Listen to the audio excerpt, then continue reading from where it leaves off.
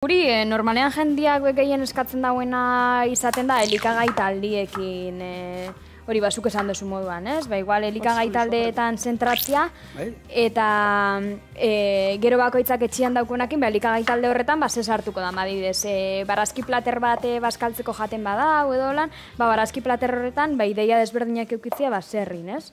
Barazki errezeta desberdinekin eta hola. Eta gero, guke erabiltzen dugu bai batzutan, oin teknika bat deitzen dana jarbar platerran teknika. Bai. Ekarri dugu hementxe dauz. Zein da? Hau? Hori da. A ber, pixota saldu.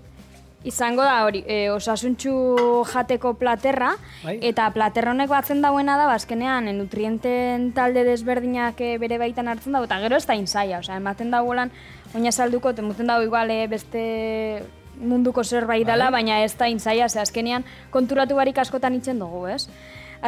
Izango bazan gure platerra hau, platerran erdixa osatzea barazkiak eta frutak, edo platerran barruan ez badugu sartzen fruta, igual barazkiak sartzea platerran erdixan, ez? Gero, zereal osoak edo integralak azkenean sartzea platerran, hori da, laurden baten, eta proteina osasungarriak beste laurden horretan.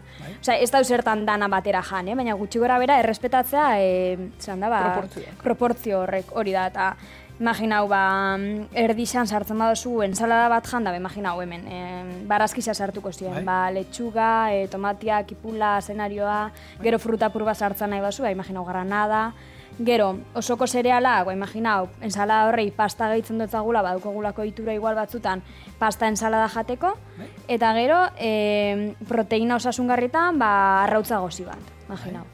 Holan, azkenean entzen duzu plater bat, nahiko osoa edo kompletua, ez? Apuratanetik sartu duzuna, eta... Hori da, eta holan honek albidetzen dago bai, otordu desberdinetan sartzea, nutriente talde danak. Askotan, hori da. Gero bi platerretan behar dozula jar. Hori da. Ez da zetan plater bakarra. Egesan oso hori. zalea naiz, ni normalen plater bakarra jaten dut, eta gustatzen zait dena nahastuta jatea, ez? Baina hori da, aukera hola, ez? Lehenengo esan dakoa ensalada bat iten duzu, eta ero bigar platerren moduan, agian, o arroza, arrotza egozi batekin, ero pasta pixkat, neuzun, ez? Bai, hori be posible da, norberan arabera, eta hori horregatik da personaliza, ez? Azkenean norberan oituran arabera, zure kasuan plater bat bakarri, plater batera egokitzen da edo norberan arabera.